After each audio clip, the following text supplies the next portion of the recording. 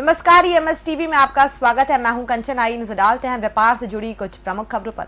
घाटे से जूझ रहे सार्वजनिक क्षेत्र के बैंकों को लेकर केंद्र सरकार जल्द ही बड़ा फैसला ले सकती है।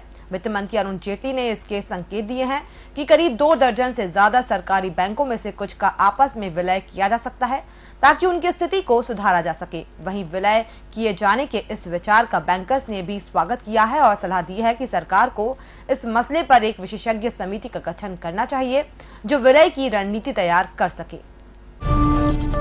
केंद्र सरकार अन्य बैंक के एटीएम से पैसा निकालने पर लगने वाले शुल्क को जल्द ही समाप्त करेगी। वित्त मंत्रालय और आरबीआई इस पर विचार विमर्श कर रहे हैं।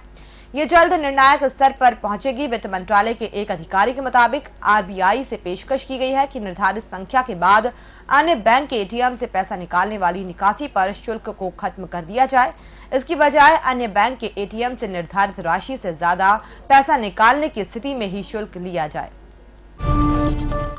हाउसिंग क्षेत्र में वित्तीय सेवाएं देने वाली कंपनी टाटा हाउसिंग और सार्वजनिक bank state bank of India ने अंतर्राष्ट्रीय महिला दिवस के उपलक्ष्य में महिलाओं को अपना घर खरीदने में मदद करने के उद्देश्य से पावर टू वुमेन फेस्ट की घोषणा की।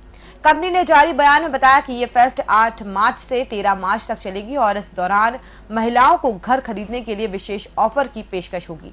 इसके तहत घर खरीदने को इच्छुक महिला उपभोक्ताओं को शुरुआत में अनुबंध का मात्र 20% भुगतान करना होगा और शेष राशि तब दे होगी जब वो घर में रहना शुरू करेगी।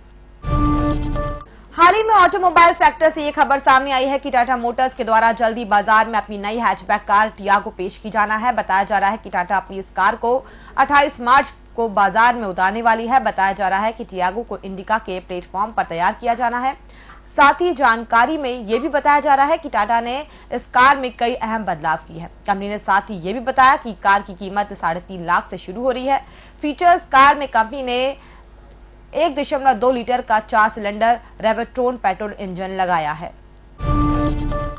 डाक विभाग के कदम भी धीरे धीरे देश में बढ़ते ही जा रहे हैं। अब हाल ही में ये बात सामने आई है कि मार्च 2016 तक 1000 एटीएम लगाने के अपने लक्ष्य के आधे आंकड़े को डाक विभाग के द्वारा पार कर लिया गया है। हालांकि बात ये भी सामने आई है कि सरकार के द्वारा डाक विभाग के एटीएम लगाने की योजना को राष्ट्रीय स्तर और बड़े पैमाने पर ले जाने के बारे में प्रयास किया जा रहा है। और फिलहाल इस बुलेटिन में इतना ही। और भी खबरों के लिए आप बने रहिए www.emstv.in के साथ। और इसी के साथ ही आप अपने स्मार्टफोन पर गूगल पे में जाकर ईएमएस टीवी